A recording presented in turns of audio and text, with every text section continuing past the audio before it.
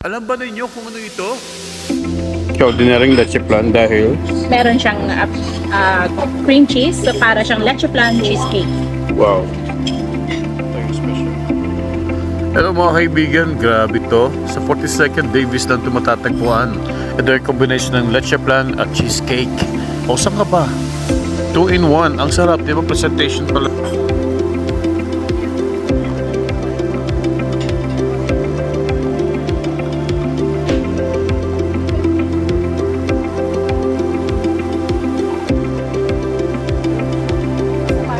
Ikiman time!